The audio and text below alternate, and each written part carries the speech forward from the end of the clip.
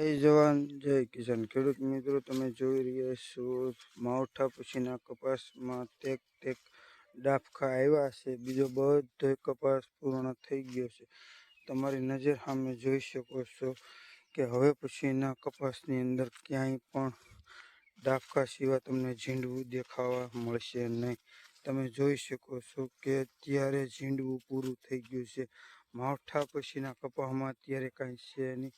તો ખેડૂત કર્યું છે જાર બાજરા ને બધાને ખબર છે કે હવે પછીનું તમારી નજર સામે જોઈ શકો છો હાઠી થઈ ગયેલી છે. તેક તેક ડાફકા હતા, તેક તેક ઝીંડવા જે હતા એ ફૂટવા મળ્યા છે. અત્યારે તમારી નજર સામે ખેડૂત મિત્રો તમે જોઈ શકો છો.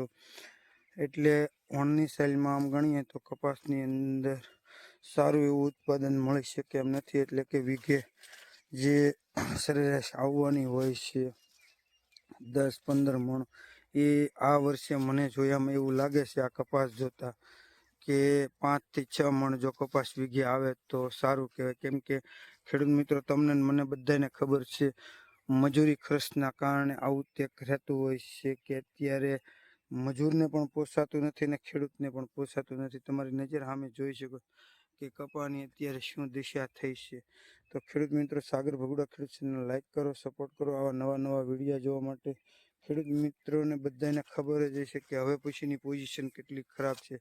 આ વર્ષે કોઈ ખેડૂતને કાંઈક વાહન લેવાનું આયોજનો હોય છે, 2-2 વર્ષથી રાહ જોવાતી હોય છે. અને આવું વર્ષ થયું હોય ત્યારે સરકારશ્રીને ખરેખર ખેડૂતનું લેણું માફ કરવું જોઈએ. અને આજે અત્યારે પેકેજ આપ્યું છે નુકસાની પેકેજ, એ ખરેખર નુકસાની રૂપે જ કહેવાય છે. આવું ન કરાય ખરેખર ખેડૂતને. ખેડૂત એવો કાંઈ હાઈ કાંગલો કે માય કાંગલો જરીએ છે જ નહીં. આજે નહોતો ને કાલે નહોતો, પણ આજે અત્યારે માથે આવ્યું. સાગર ભગુડા ખેડૂતોને લાઈક કરો, સપોર્ટ કરો. જય જવાન જય કિસાન. સપોર્ટ કરે તો સારું સરકારશ્રી.